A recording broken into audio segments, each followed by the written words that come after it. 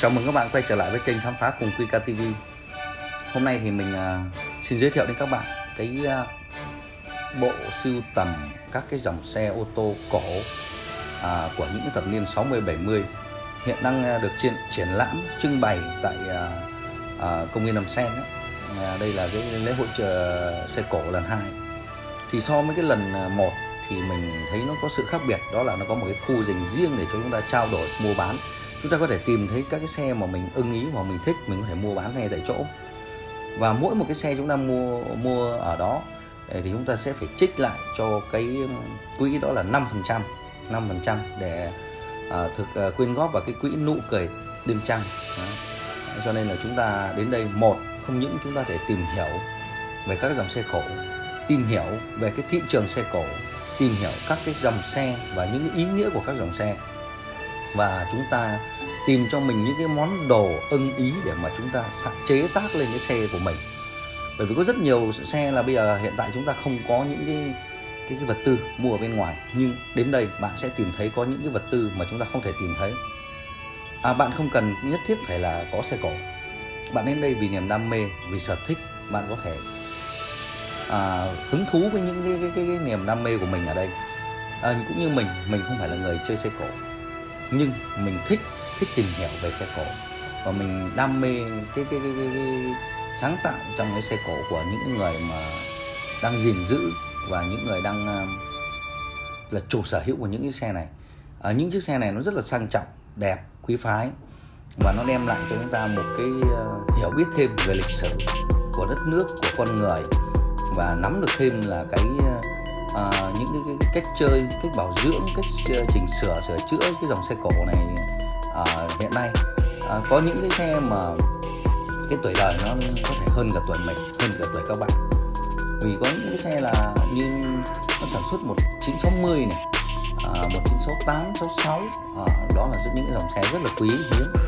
Ở đây không những nó rất là đa dạng về các cái xe, nó có dòng như là dòng Jeep này, dòng xe Jeep, rồi dòng Mercedes mà Phantom đấy, rồi Mercury Cougar 1968 cũng có luôn, Ford Mustang hay là Wolfram. Nó ở đây rất là, nói chung là nó rất là đầy đủ cho các bạn có thể hiểu rằng là những cái dòng xe này, và đầy đủ cho các bạn để mà bạn chiêm ngưỡng các cái dòng xe.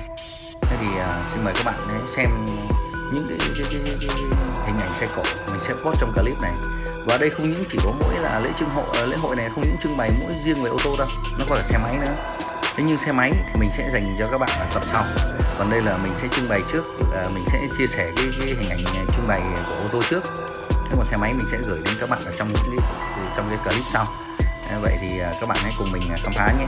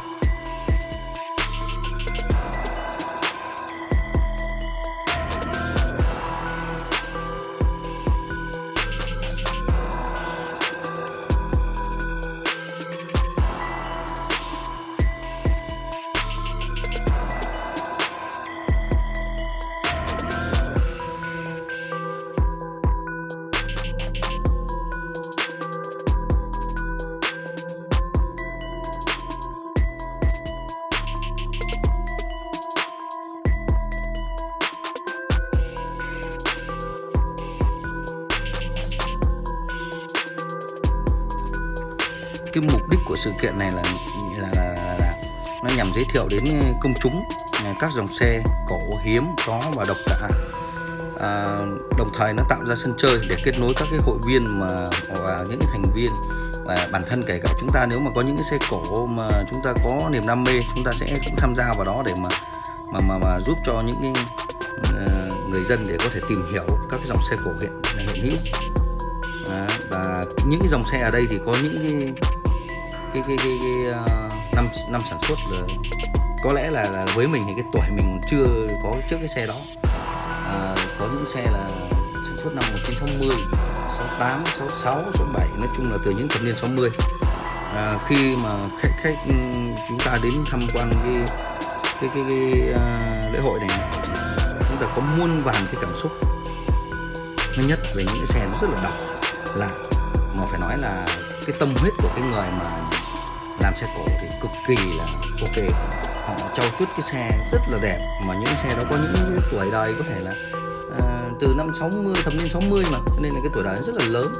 Thế nhưng mà ngược lại nó sẽ đem lại cho cái người đến xem không những là đối với các cái thế hệ 6X hay là 5X hay là 7X hay 8X, mà bản thân bất kể ai đến cái lễ hội này đều rất là cảm thấy rất là hứng thú. Bởi vì những cái dòng xe ở đây nó rất là lạ các bạn. Và nó có những cái hay nữa, đó là các bạn đến, các bạn thấy những cái bộ đồ mà dành cho xe cổ, và những cái xe họ đem ra họ giao bán trao đổi xe cổ với nhau, nó để lại trong chúng ta những cái cảm xúc rất là khó tả. Có thể chúng ta chỉ biết một cái phần nào đó về cái xe cổ mà chúng ta đang có chẳng hạn, nhưng mà ở đây thì nó có muôn cái để có thể bạn cái xe này không những chơi với cái món đồ là này và còn thể chơi nhiều món đồ khác. Đấy, chúng ta có thể ngắm nhìn lại những cái bức hình liên quan đến những cái xe cổ mà có thể từ thời xa xưa những thập năm 60, có thể chúng ta chưa bao tưởng tượng ra là cái hoạt cảnh xã hội lúc đó là những xe cổ này nó có cái giá trị về kinh tế, về văn hóa xã hội như này. Thì chúng ta cũng nên đến một lần để mà thử xem là các cái bức ảnh là những cái con xe đó. Ở đây mình có một cái đặc biệt, đó là khác với cái năm trước đó, là cái lễ hội nó có thêm một cái gian hàng này là để giao lưu, cho nên là mình đến xem thì ok, mình không có phải là một người mà rất là sành về đồ cổ hay chơi xe cổ, nhưng mình có thể đến đó để mình học hỏi được những cái kinh nghiệm, những cái cách mà mọi người bảo quản để giữ gìn xe, rồi là chăm chút cái xe cổ như thế nào. Và đặc biệt cái cảm xúc của mình nó đã nhất đó là cái lúc mà chúng ta diễu hành, xem cái diễu hành cái dàn xe cổ. Thì ở đây cái lễ hội này không những là chỉ trưng bày mỗi ô tô thôi nha các bạn, có cả xe máy. Như xe máy thì mình sẽ làm riêng một cái tập sau, thì cái tập sau mình sẽ giới thiệu đến mọi người. Đấy. Ở đây nó cũng có một cái hay nữa, đó là dòng xe Jeep. Các bạn có thể nhìn thấy đó là nó có những chiếc con bọ nó được thiết kế để mà đi sa mạc. Những chiếc mui trần cái thời Elvis Pro đấy thì cũng rất là đẹp. Một trong những cái nội dung mà mình muốn giới thiệu với các bạn hãy xem trên cái hình này. Nó những cái thập niên 60 70 nó rất là đẹp, trong cái nó rất là sang trọng.